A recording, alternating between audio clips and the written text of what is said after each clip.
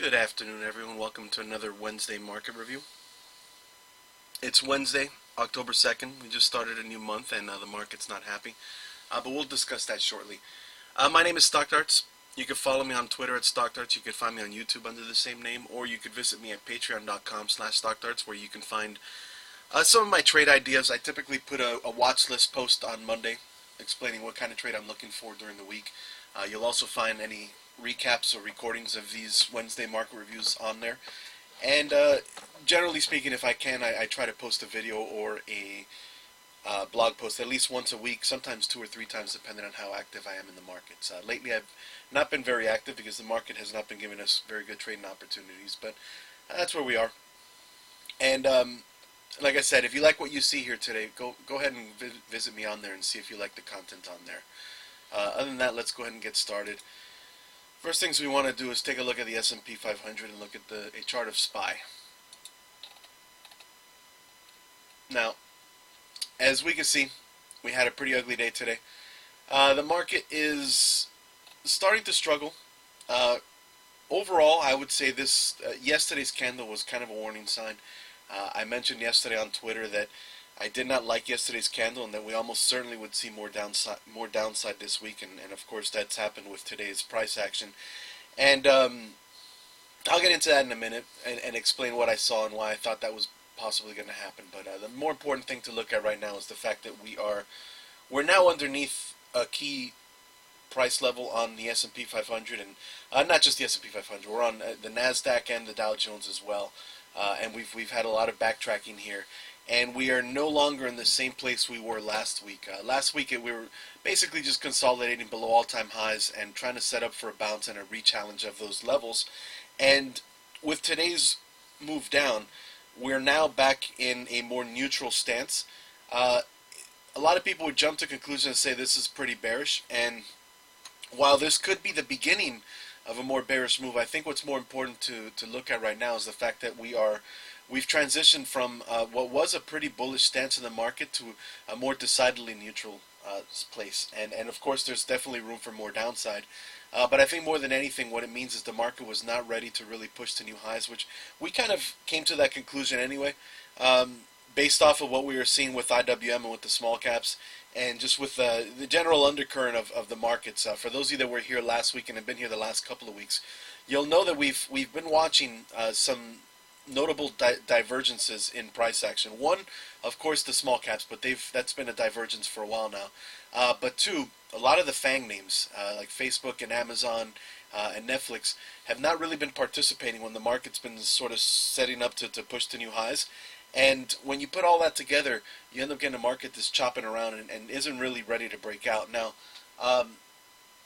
more than anything, what I thought that meant was that the market was still range bound and still needed to test some price levels, and I haven't really moved from that theory yet, despite the fact that we've had a pretty ugly day today, and actually kind of an ugly day yesterday. But overall, we're still not that far off from highs in the overall markets, and I don't know that the market's done enough yet for me to get overly worried about a bearish downturn or close to the year like what we saw last year.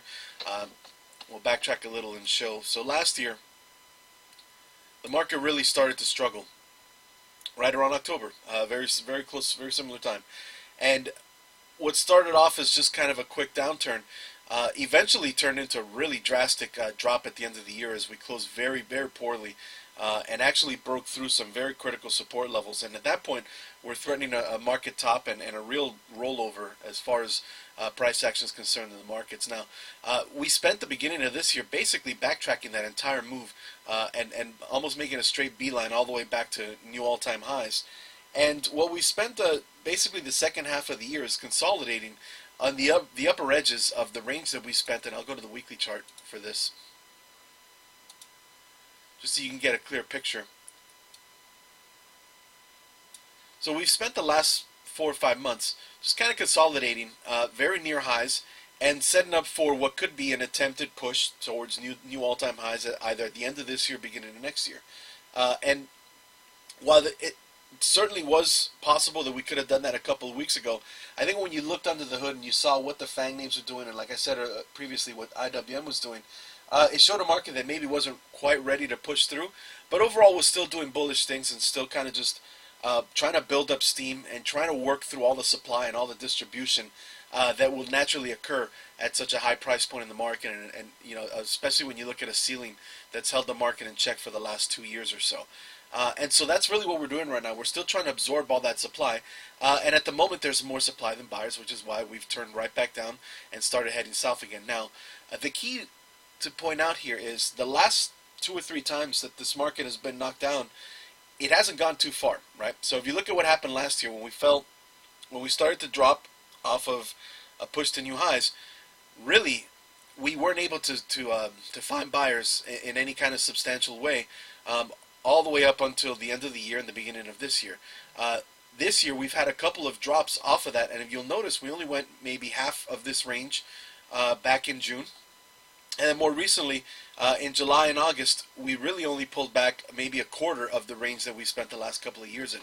So overall, the market is still being productive, and it's still trying to build up steam to push higher. Now, with today's drop, we're starting to get a threat of this pattern, right? So if you go ahead and extend this trend line a bit, you'll see that the market has, for the most part, maintained a pretty positive trajectory over the second half of the year, despite the fact that we've, for the most part, been range-bound, right? So if we demarcate the upper edge of our range and the bottom of our range, you'll see that we've actively been progressing higher and higher, despite the fact that the market has been kind of stuck in neutral and has not been able to push to new highs and consistently finds more supply than it can buy at the highs. Now, with today's candle, we're actually threatening to break this trajectory, and that's not a good thing, right? Because that would mean that we're definitely losing ground and sort of downshifting and going from what is a bullish stance to a neutral stance. Now, again, it's not necessarily a bearish stance. It's not necessarily just because we lose this trend line doesn't mean that automatically we're going to top out and head right back down to 256. Now, obviously, that would have to occur. If we were going to go down to 256, of course, this break would be the first signal of that. But I think a more critical breakdown would be if we lost this level around 280 and then just below that at 275. Those are the real critical areas, and that's the point where we really need to be worried about the market. Now, does that mean you should ignore your stops because StockDart says that the real point to worry about is 280 at 275? No. If you're in a name that's pulled back further than your risk appetite can tolerate, then just stop out. There's always going to be another chance of trading. When we look at the S&P 500, when we look at the NASDAQ and any of these four market indices on our Wednesday streams, we're trying to analyze what kind of market we're in. We're not necessarily saying that you should just remain bullish with your head in the sand until we break through these levels. If you have a stock that's dropped below the stop out level that you had in place, then just stop out and just wait for a better opportunity to get right back in or to find a different name that maybe is behaving better. What we're doing here again is trying to analyze where the market is and what type of style we should be employing and whether we should take more active measures in reducing our risk or our exposure to the market. At the moment, I don't think it's too worrisome. Now, if you are really worried about this market, maybe you want to reduce your exposure slightly and see what happens if we continue to drop. There's a very good chance that we do continue to see downside over the next couple of days and maybe challenge this 283 to 281, 280 level maybe by the end of this week or the end of next week. So I definitely see potential for more downside in the markets. Now, I also see the potential for us to eventually stabilize and continue to maintain the price action in the upper edges of that range that we spent the last couple of years. And again, as ugly as what today looks or even yesterday looks, if you look at what we've done over the course of the last 2, 3, 4 years, there's a lot of room to backtrack where the market overall is still in a bullish state. So we're not really in a spot right now where you should be too concerned with your retirement accounts or with some of your longer term holdings. There's a lot of room to backtrack before the market really suffers some serious technical damage where the situation is a little bit more worrisome and you need to really think about how much money you're going to lose just being staying in the market and whether you should move to cash or not. I don't think we're there yet. I think that we're going to see some more warning signals before we have to worry about that. And if of course, you're going to lose money if the stock market drops from 280, where we are now at 287 to 280, or even if it goes down all the way to 270. But when you compare that to what you've gained over the last 3, 4, 5 years, you have to understand you are going to have to take some hits if you're going to be a long-term holder in this market.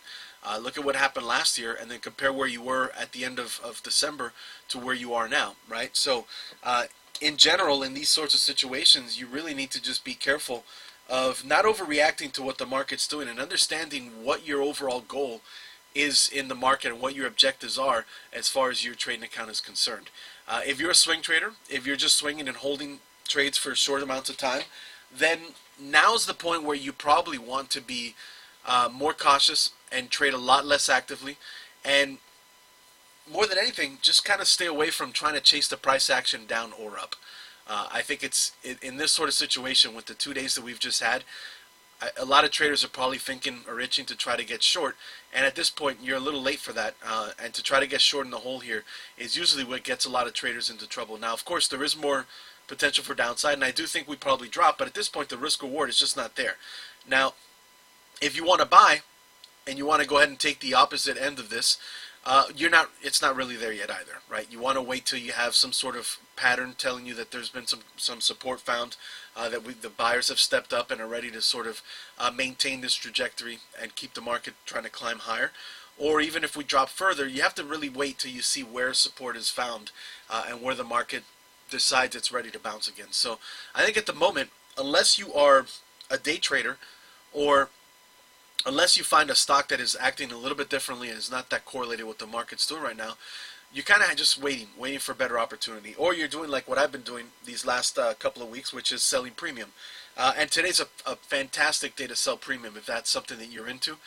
When you have a big down day like yesterday, followed by another big down day like today, typically you're going to get a lot of premium inflated in options.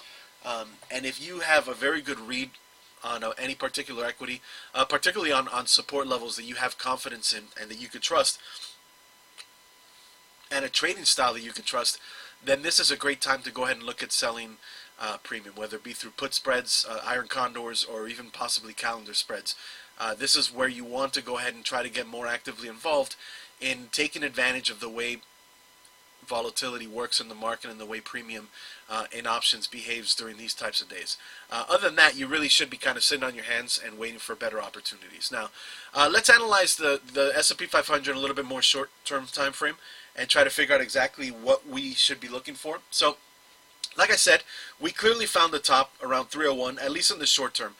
Now, the key was, and we discussed this the last couple of weeks on the market when we were looking at our Wednesday market streams, was 293 to 294. That was a very critical level. And again, for those of you that follow me on Twitter, you know that yesterday afternoon I tweeted a comment saying I did not like yesterday's candle, and that I almost certainly expected more downside, which is what we saw. Now, the reason I said that was because, I mean, obviously, you look at that, it's a big bearish engulfing candle. But what happened was, if we could kind of go backtrack, and let's get rid of the last couple of days of price action, right? Matter of fact, let's go all the way back to last week. So we had a drop, and then we started to find we actually started to find some support and some signs of buying around this 293, 294 area. You can see we had the lower wicks. I'll zoom in a little bit more just to give you guys a better example or better view of it. We started to get wicks right around the 50-pair moving average, right around a very key potential support area around 293. So at this point, things were looking like the market wanted to stabilize and wanted to try to bounce. Even as we moved towards the beginning of this week, we had an inside day, but the market was still finding support and stabilizing and trying to make its way upwards. Now, contrast that with what happened yesterday. We start at the highs. We try to make our way up through this resistance around 298, and fail pretty quickly, and then just have a straight down day all the way through all of the price action in the last 4 or 5 days. Not only that, we actually closed below our key trend line. So we had there is a candle that effectively negated 1, 2, 3, 4, 5, basically 5 days of price action in just one fell swoop. That is a pretty big warning signal that the market was not ready to move through this price point. And once you have that, and you have the finish at the lows, you have just the cancellation of all this price action from the last 4 or 5 days, that's usually a pretty good tell that there's more selling coming. And that's indeed what happened today with a big drop again. Opened at a pretty low level compared to yesterday's close and just have gone straight down all day. Now, we probably should find some support as far as today's concerned in the very near future, right? Let's take a quick look at the 5-minute chart and see what's happening. And you can see we've been slowly bleeding throughout the day. We have yet to have any kind of substantial attempt at a bounce, and we're probably going to find one in the next hour. So actually, I should just go back to the daily. We're probably going to find one in the next hour or so. It's probably not going to be a very substantial bounce. This looks like a pretty good trend day down, but we should find some buyers at some point attempting to defend this ascending trend line. And the question will be really whether we close with enough of a wick to stay above that trend line, or whether we end up trying to bounce and then fail and close at the lows. Again, looking at what we're seeing right now, we're probably going to close at the lows, but you never know. Buyers could step in at some point and really try to defend this. But I suspect over the next couple of days, and definitely into the start of next week, there's a pretty good chance we're going to come all the way down here and start testing this 283 to 282 level. And so now, where we stand again is a much different place than where we were last week, right? So we've lost this 294, which now becomes a pretty important ceiling for price action, and we're losing this ascending trajectory. And the next thing is if we get rid of these two trend lines now, and we look at the market in a little bit of a different light, what we have now again is we're looking for horizontal support, and horizontal support is going to be somewhere in this area, and it's actually going to be not one single trend line, but it's going to be a little zone here between about 283 and 280. And if we lose that, the next level is going to be way down here at our pivot point from back in May and June. And those are the two key levels we want to watch now. Now, if we lose 281, it's almost a certainty that we're going to come all the way back down to 275.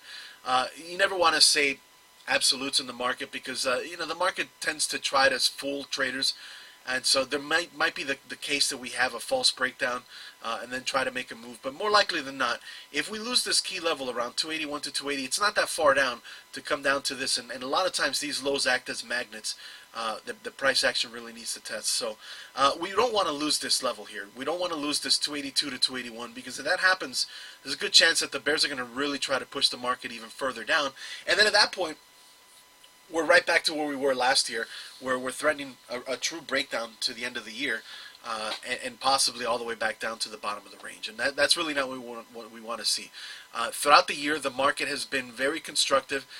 It's done a very good job of always moving forward, right? So we had the start of the year was very strong.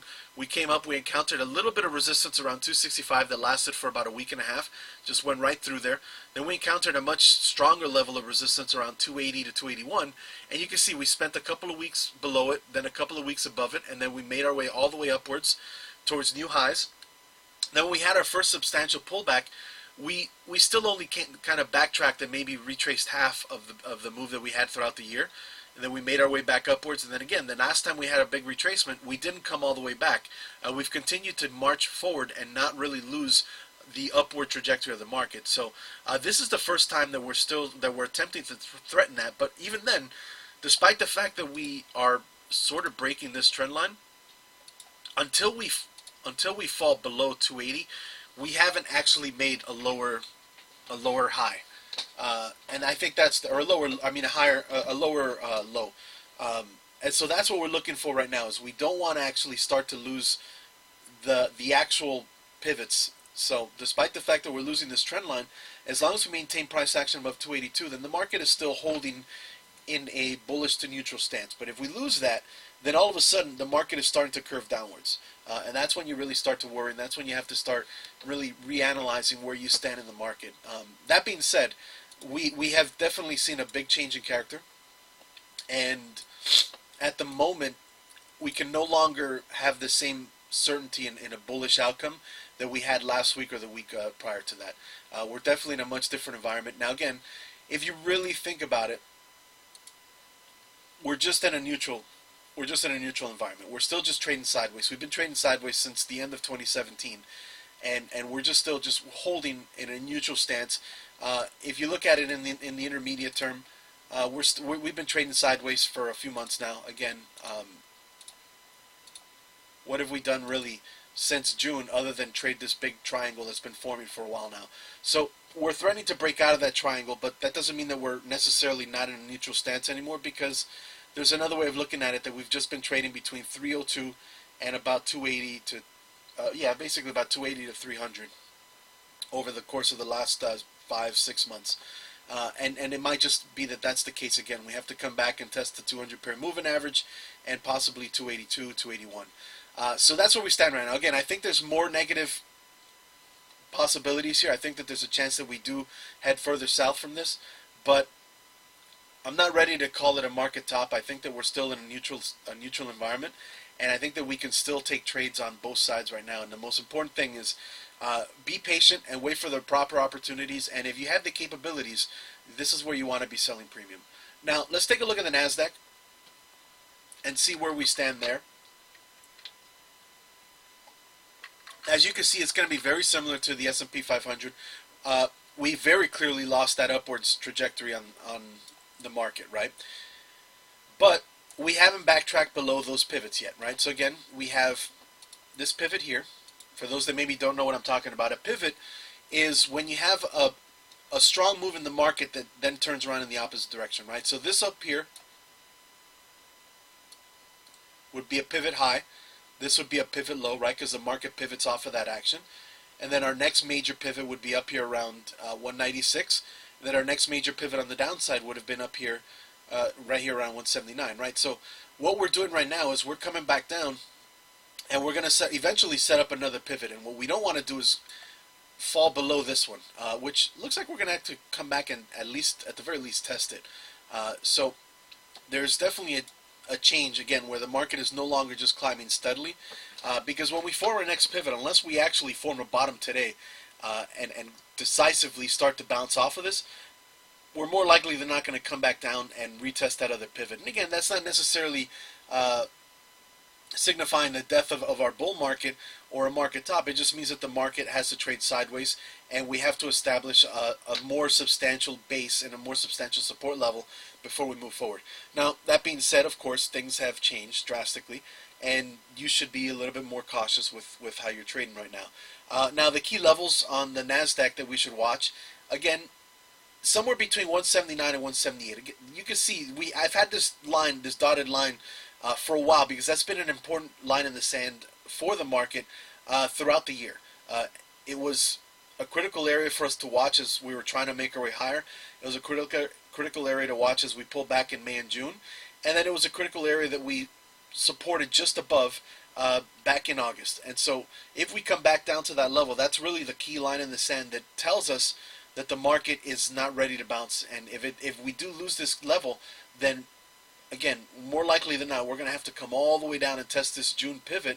And then if we test that June pivot, we're not that far away from a real breakdown and a test of the lows of the last couple of years. Now, that's a long way to go, and that's not something that we need to be worried about right now. Right now, what we need to be worried about is this area here, 180, 179, 178. And that's the area that we should be concerned with. And we will find support, whether it's temporary or not. The market will find buyers at this stage, and then it'll just be a matter of how we bounce and what kind of price action we get once we try to stabilize off of this price point. And then that's when we really figure out where we stand in the market. Now, there is a very, very slight possibility that this becomes a false breakdown. I don't think that's the case, but we should always examine every opportunity or every type of scenario. And so there's always the chance that the market turns around and tries to climb higher. If that's the case, we have to watch this. And again, I don't think we're going to break through here, but I do want to outline the possibility, because you never know.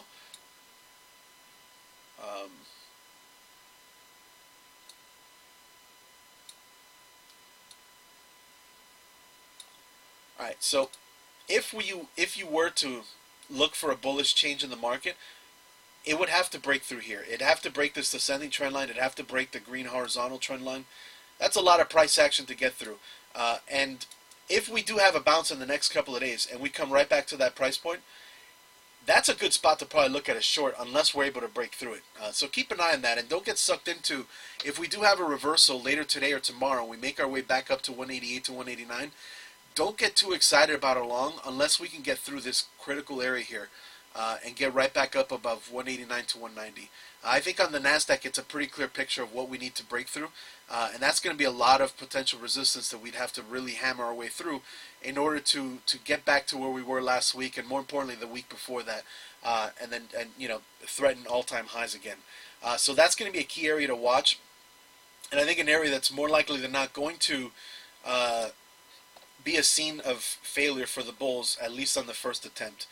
So if we do get a strong bounce in the next couple of days and make our way back up, watch that area, because that's going to be a key area, and that's really going to be probably a likely failure point. But if we do blast through it, then it's all systems go again, and we can start looking at highs. But more likely than not, what's going to happen again is either we make a bounce and fail, or we just continue heading south, and we just make a straight move right back to 180 into the 200-pair moving average. But if we do come straight down to the 200, eventually we'll bounce. And if we do bounce, keep an eye on that, because that's the area we have to break through before we can say that the market has changed character. And until it breaks through there, we have to assume that at the very least we are in a neutral market, if not bearish. But I think in order for us to be bearish, we have to fall below 170, 179, 178. Now, we look at the Dow Jones. By the way, I encourage participation. If anyone is in here and has questions or their own thoughts, feel free to type it in the chat. If you can't find the chat on Twitch, I know some of you guys are still new to Twitch. There's a little arrow on the top right of your screen where you could push it, and then it will kind of open up a chat tab on the right side of chat panel on the right side. I'd love to hear what you guys say. It's much easier for me to know that you guys are paying attention if you interact with me, and it gives me some kind of launching points to kind of elaborate more on what I'm discussing instead of me constantly rehashing the same levels on these charts. Particularly when we're looking at the S&P 500, the NASDAQ, the Dow Jones, they're all the same. They're all basically moving along the same patterns, so a lot of the analysis for one is the same for the other two. And that's where we are right now with the Dow Jones. Let me extend this real quick to our weekly. This is our longer term range. If you look at it on the weekly chart, again, you can see where the Dow Jones is, where we stand. It's the same as the other two markets. We're just kind of consolidating just above, or just at the upper edge of the range, still towards the upper half of that range. Riri's house, you sold all your long positions that took a small position in silver. Any thoughts? I will cover silver and gold in a minute. I don't know if you're I don't know if I saw your name. I saw you followed me today. Normally, the way we do this is I'll cover the four markets, then I'm going to look at the U.S. dollar, and then I'm going to look at silver and gold. So we'll get to that in a second. When we do, I'll discuss my thoughts on silver and gold and oil. Also, I do take chart requests. For those of you that are in here, you can always ask me for a chart, and I will. I'll do my best to kind of analyze it. We usually go over that once we cover commodities. So we'll get to that for sure, Riri. All right. So as you can see with the Dow Jones, we are again losing a lot of important ground. We lost the 267, 266 area, which was very critical, and are right back down to the area that we spent most of August and September in, which was a pretty neutral place. And it looks like the market just needs a lot more time to kind of build off of this. And it's really, one thing I want to stress is that this is probably something we needed. If you think about it, and we zoom back and we take a look at what's happened over the last couple of years. I know there's a lot of, matter of fact, let's go to the weekly so it's a cleaner look. I know there's a lot of times they keep these trend lines as we go through every week, and sometimes the chart can get a little cluttered, but if you just ignore the trend lines and you just take a look at the price action and what we've done over the last couple of years, this year's been interesting because we closed last year so poorly and we're threatening a breakdown. Typically, you don't just erase that in one big move, right? And that's what we did to start the year. We just climbed steadily all the way to new highs. Now, what we've done since then is we kind of needed to do that. A market's not just going to go in a straight line up forever. A lot of times you're going to need this interplay between buyers and sellers. You're going to need to find where new buyers are willing to step in, and you're going to have to figure out where sellers are either ready to give up or not. And that's what we've done recently is we've had the reaction to this big move up. We had a strong move, and now we're kind of reacting to that, and we're consolidating, and we're trying to figure out where buyers are willing to continue to hold and where sellers are still ready to sell. And until we get enough of an imbalance where one outnumbers the other, we're going to trade sideways. And what happens is, of course, as we move up, what we found last week or what we found this week is that there were more sellers than buyers.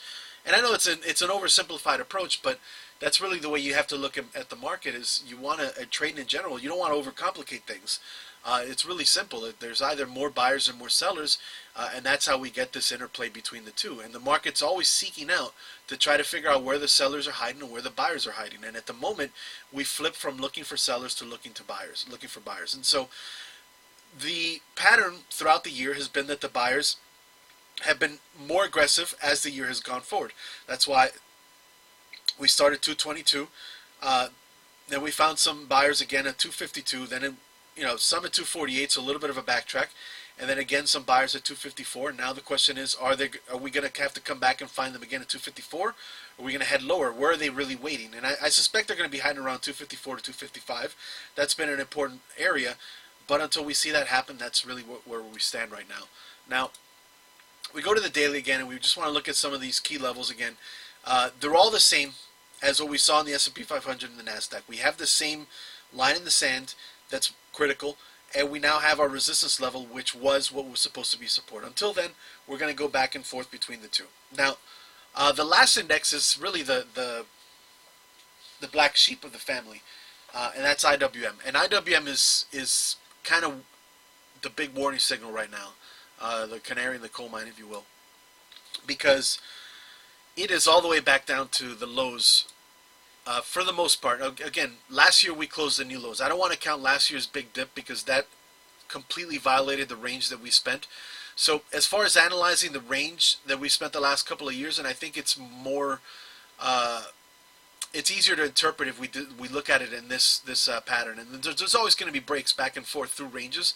I think any trader that tries to draw the perfect trend line that captures all price action is going to have a mistake made, because there's always going to be violations of that trend. Because again, these trend lines, they're all pictures of human sentiment.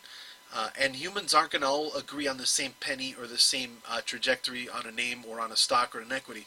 So more often than not, you have to look at them as these sort of vague levels where humans perceive the stock or an equity to be either a good value or a bad value. And I think for the most part in the last couple of years, as far as IWM is concerned, 145 has been a good area of value where it appears that the ETF is underpriced, and it clearly has been overpriced. Either you could look at 159 to 160 or up here at 170.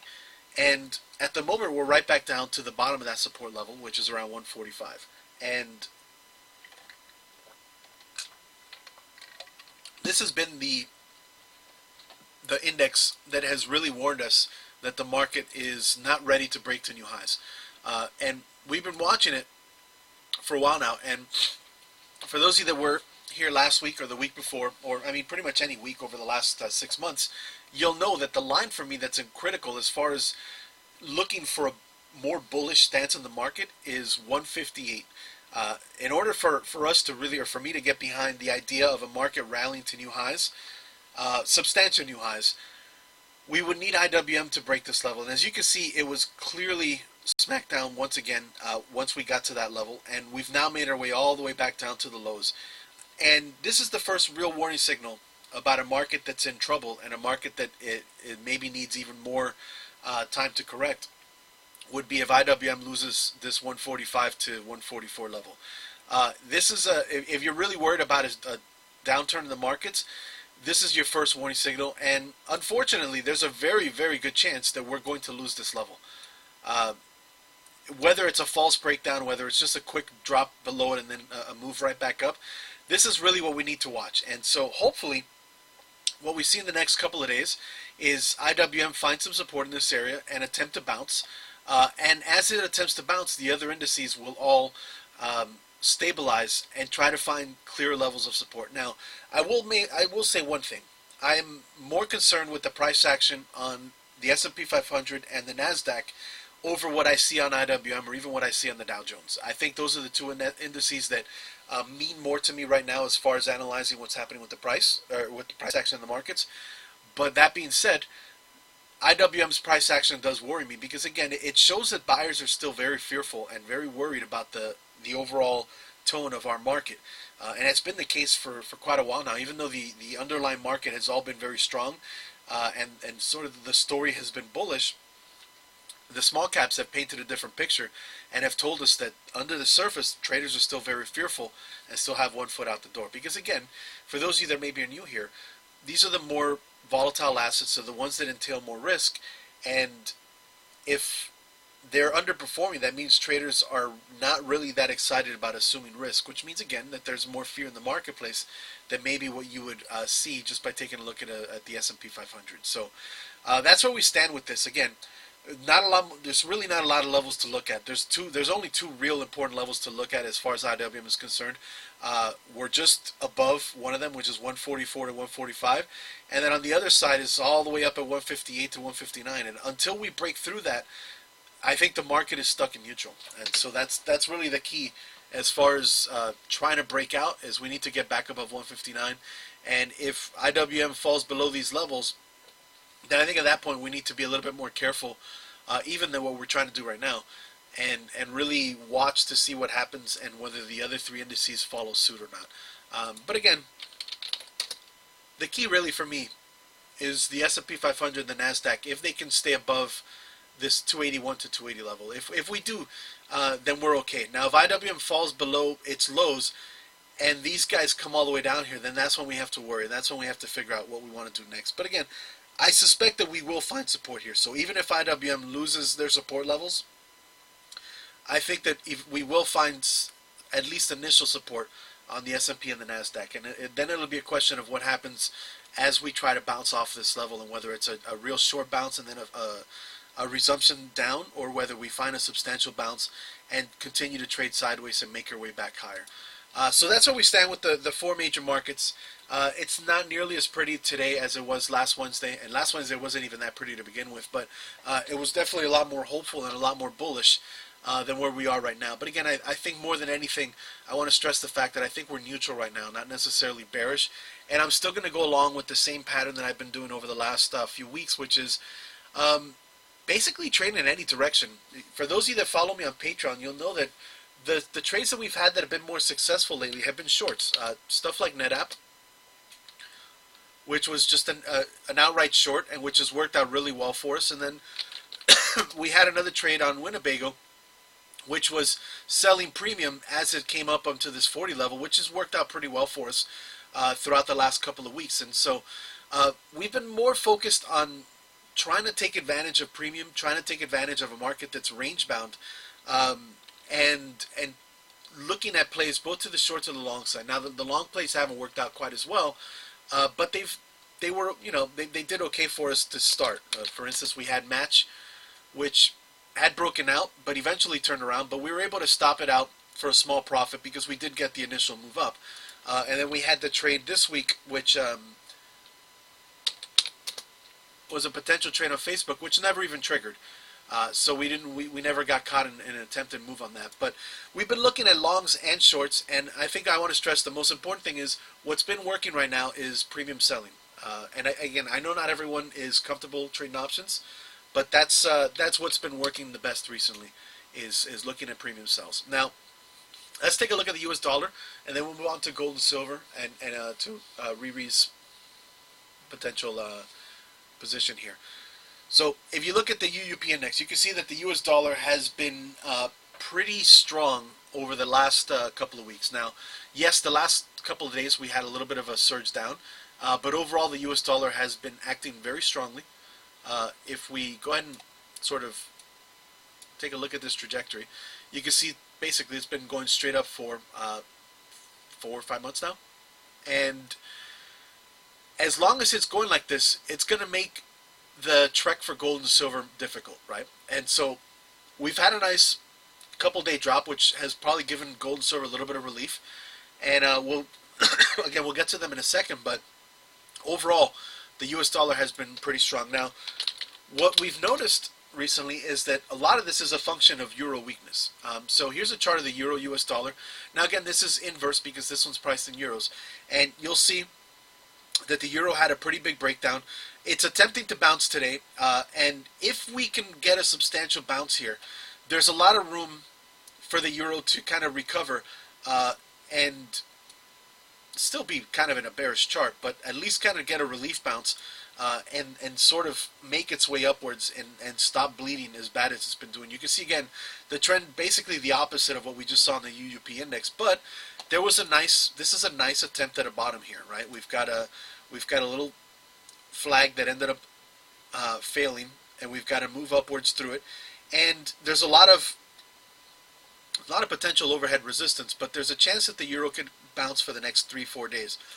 If that's the case, we'll see the US dollar struggle a bit, and that means gold and silver might see a bit of a bounce. If we look at the US Canadian cross, you can see the US dollar acting strongly. Now this is a function of oil. This chart is kind of inversely correlated with oil prices, and we'll get to oil in a second, but as you can see, the US dollar versus the Canadian is not acting quite in the same way as it is in versus the euro. And if you look at the US versus the yen, again, it's going to be the same picture.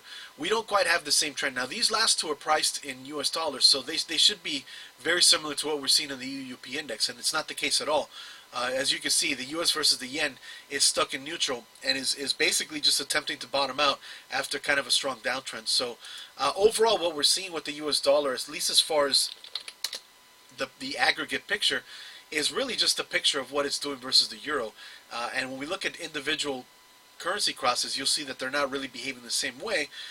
So more than anything, I think what we could take out is that the euro is really struggling more than it is the US dollar climbing higher. Now, if we look at gold and silver, you'll see that they've done poorly over the last couple of weeks, and a lot of that has to do with the fact that the US dollar surged higher.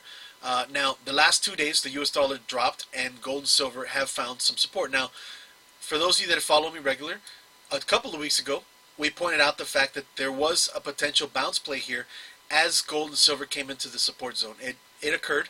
It was a nice 2 or 3 day move before eventually it rolled over when the US dollar picked up strength. And this again coincided with a breakdown in the euro. If the euro could get that bounce that we just looked at, then I think gold and silver have a chance to make their way upwards. I think they're still range bound.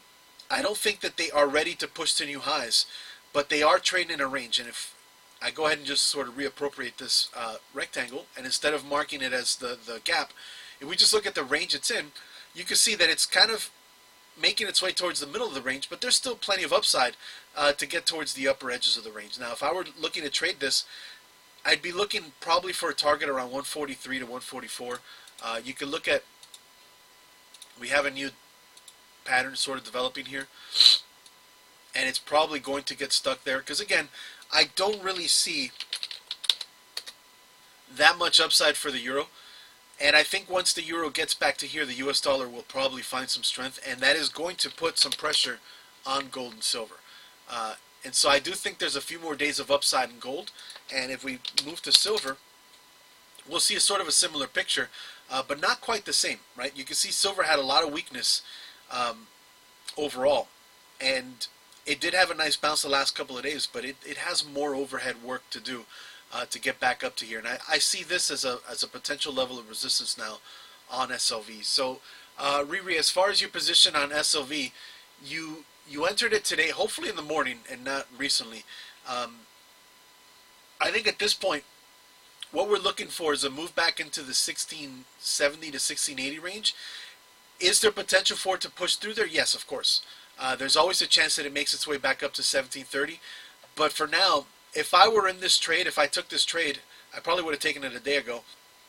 This would be my first area to scale out, and I would be looking to scale out of a good portion of it, maybe half, around 1660 to 1680, somewhere in that 20-cent range. And I think that we probably get there tomorrow, and then we'll see how it behaves. And again, a lot of it is going to be correlated to what we see out of the euro and out of the US dollar in general. You got in at 1636. All right, so you got in at the early in the day, which is good. Unfortunately, silver is not that volatile if you're just trading SLV. Obviously, it's had a nice day, but it's about 10 cents. Um, and I think that there's probably another 30, 40 cents of upside, at least before we encounter some real resistance. Again, you can see the 20-pair moving average curling down to meet price. There was this trend line, which was part of the consolidation, and we're going to kind of bump up our heads into that at the bottom of this zone here. So there is going to be some overhead resistance here, but I think the key is to watch the euro and to see what it does. And I think, again, as long as the U.S. dollar continues to pull back, this should have the relief to be able to move its way upwards. But the pattern is a little bit sloppier than what we're seeing out of GLD. Again, you can see GLD is a little bit cleaner as far as where it stands and what it's trying to make what it's trying to move up towards. With SLV, there seems to be a little bit more going back and forth, and you have a lot more of these big selling days. But I do think you have a little bit more potential of upside before we really struggle. But it should encounter some resistance in the next couple of days, and then it really will depend on what the euro does to figure out whether it can make its way back into the 17 range. I think in order for it to get to 17, more likely than not, we're going to have to see. Let's go to the UUP next first, but we're likely going to have to see a break of this uptrend, and we're going to have to see a move all the way down to about 26.70. And again, in the case of the euro US dollar, we're going to have to see a move all the way back up to 110, 110.30, 110.40, and attempt at a break of this downtrend in order for you to get all the way back to highs. But I do think, again, I think that the euro should have another 2 or 3 days of upside, which means more likely than not that gold and silver should have at least another 2 or 3 days of upside, hopefully. And then finally, we have oil. And oil has done pretty poorly. We looked at oil last week, and we were anticipating a possible bounce here. And that did not work out at all. Unfortunately, that happens. But as is the case, when you are trading, just because you outline a level that you want to trade, you don't necessarily buy it as soon as it hits that level. You still want to find an entry trigger or an entry signal telling you that you want to go ahead and get long. And we never really got that here. We had the nice, and again, I can do this just to give you guys an example, like candle by candle. We had two hammers, right? And so in this situation, this looks like a good potential entry. But typically what you want in this case is you want the next day to have a sustained move above that. And that never happened, right? So we had the breakdown. And once we had the breakdown, at that point we should flip to a different stance altogether and either short it or just avoid it in general. My choice was to avoid shorting oil. And I was going to look at trading some airlines, right? Typically, when you have a down move in a commodity like oil, there are places that benefit from lower oil prices, and one of them is airlines, right? So I took a look at possibly trading Southwest Airlines or Alaska Airlines that I thought were doing okay. The problem with that was I didn't really like what the market was doing, and so what I ended up doing was, like I said, offering that one trade on Facebook, which was really just looking at the potential outcome of a market faking a breakdown. And unfortunately, the market did not fake the breakdown. It actually broke down. And so, despite the fact that these names are inversely correlated to oil, they're still very strongly correlated to the market. So they ended up doing very poorly the last couple of days. And I ended up not taking the trade because, again, I didn't like what I was seeing out of the market. And so that's where we stand. Just giving you an idea of why we cover these. So when we look at oil, gold, silver, some of you guys look at it and wonder why I devote time to these commodities and then maybe not trade them. Well, sometimes they give you ideas for trading other stocks that are related to those commodities. Same reason we go ahead and cover the U.S. dollar, the U.S. versus the Canadian, the euro, is because a lot of times if you can really see a pattern developing across some of these commodities or across the U.S. dollar, it can sort of broadcast what's going on in either a certain sector of the market or just overall in general. You can get a better idea of what the pattern overall is in the markets. And so with oil last week, I thought we had a chance at going long some oil names. That failed. And then I looked at maybe going long some names that are inverse to oil, but that didn't work out as well, so I kind of stayed away from them. And like I said, what's been working so far has really just been premium selling. We have about 10 minutes. If anyone else has a chart request, feel free to type it in. I'd love to see anything you guys are looking at. If not, we can go ahead and wrap it up for today. For those of you that are new here, we meet every Wednesday. I will likely at some point start streaming more regularly once I get some more viewers.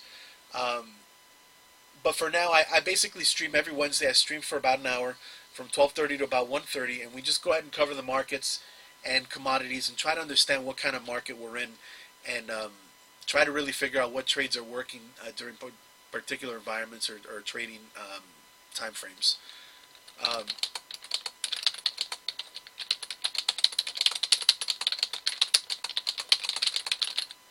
right, so other than that, if you like what you see again, you can follow me on Twitter. Let me go ahead and put this. Let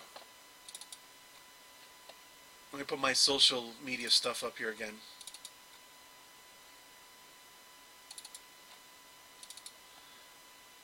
Alright, so you can follow me on Twitter at StockDarts. You can follow me. Usually the YouTube videos are just recaps of these Wednesday market reviews, or you can visit me at patreon.com/StockDarts, where I often post articles. Some of them are under subscription, but sometimes the subscription is just early access. Sometimes they're private articles, and sometimes I post free stuff on there. So there's a lot of free content on there, despite the fact that some of it is behind. Some of it is behind a subscription. Most of it eventually becomes free to access anyway. I'm glad you appreciate it, Riri, and hopefully again I'll see you next Wednesday. And if you ever have any chart requests throughout the week, you can always ask me on Twitter, and I'm more than happy to help out. We also have a Discord that I am on sometimes, and you can always ask me on there as well. Other than that, I guess we can call it a day since no one else has any chart requests. Thank you all for your participation and for attending, and we will meet again next Wednesday.